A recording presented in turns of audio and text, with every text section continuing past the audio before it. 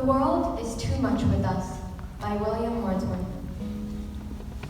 The world is too much with us, late and soon, getting and spending.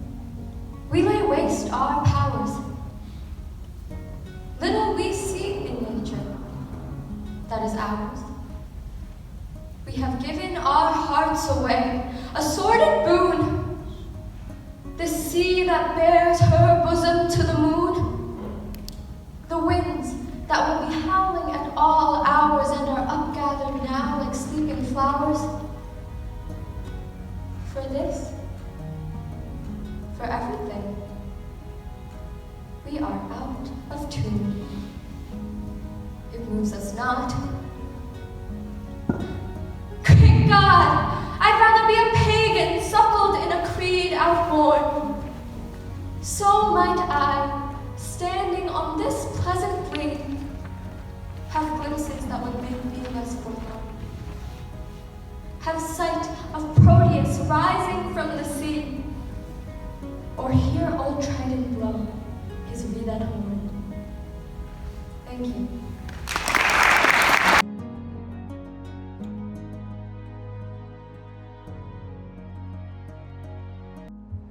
Whoa, what a poem! My name is Ruby the Robot, and this lovely poem was written in 1807 by William Wordsworth.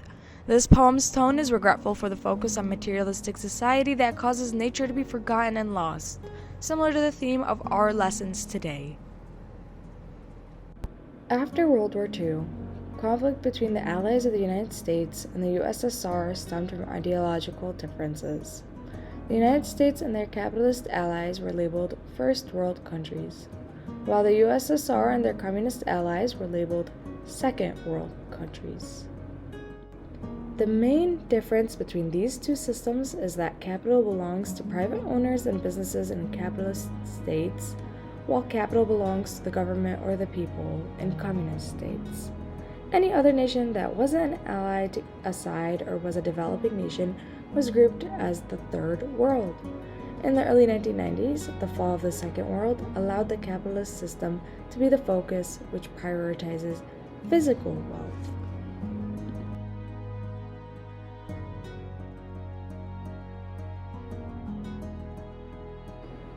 The term wealth is defined as an abundance of value, possessions, or money, but this definition is very limited and takes only one perspective into consideration.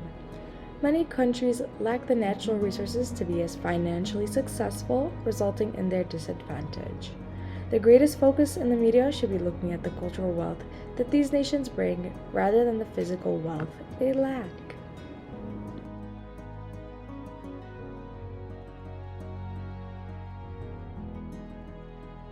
Countries have so much historical art, language, music, clothing, and ancestral culture that focusing on physical wealth is unfair and does not show the full scope of what humanity is capable of. They are depicted only by what the Western world deems valuable, giving worth only to things that they can touch and see, not by what they can feel. Today we are focusing on two of these countries, and the first one being the culturally beautiful and historically rich country of Yemen.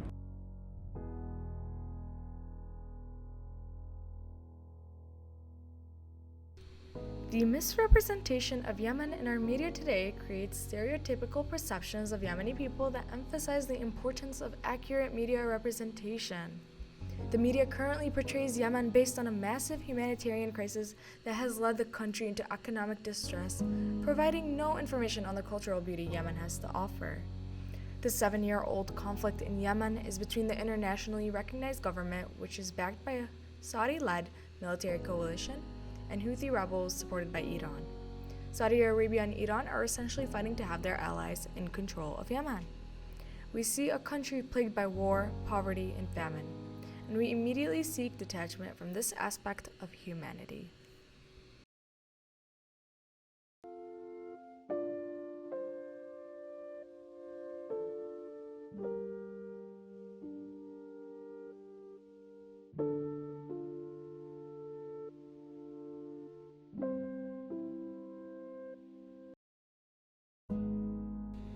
By focusing on only the negative aspects of Yemen, the world overlooks that Yemen is in fact one of the oldest self-sustained civilizations we have today.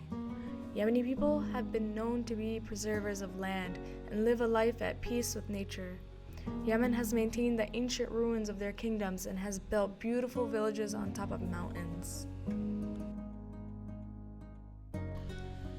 Changing the perspectives by which we see our Yemeni brothers and sisters, we build a personal connection with their culture. Yemeni culture has attributes which we need more of in humanity, such as family orientation, community, and hospitality.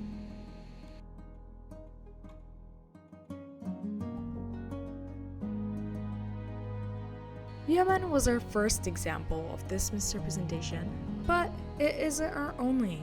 Bangladesh is a beautiful country that also faces this issue. Let's take a look. Bangladesh has one of the oldest and richest cultures in the world.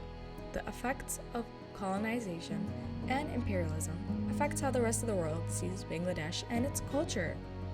In the 18th century, Bangladesh was colonized by Great Britain. They gained their independence back in 1971 and have since been rebuilding their society and renewing their culture. Bangladesh has one of the fastest growing economies in the world. It was one of the poorest nations at its independence in 1971 and is now part of the lower middle income status.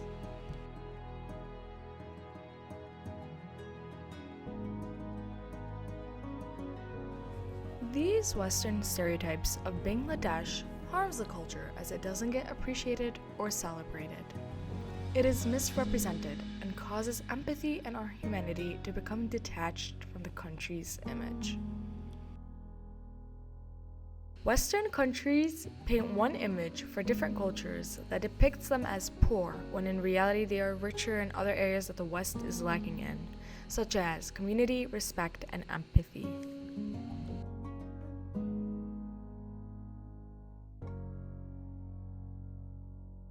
Bangladesh and Yemen are two countries whose beauty is misrepresented by the media. They provide so much to the world. We just have to change the lens of how we look at the world. Physical wealth is one thing we shouldn't focus on because we become extrinsically motivated rather than intrinsically motivated. Many developing communities have succeeded for so long because of the community-based mindsets that they hold. They might lack the resources and money, but they show their wealth within their food, clothes, languages, music, mindsets, and their spirits. Countries like Bangladesh and Yemen deserve better representation because they deserve credit for all that they have contributed to the world we share.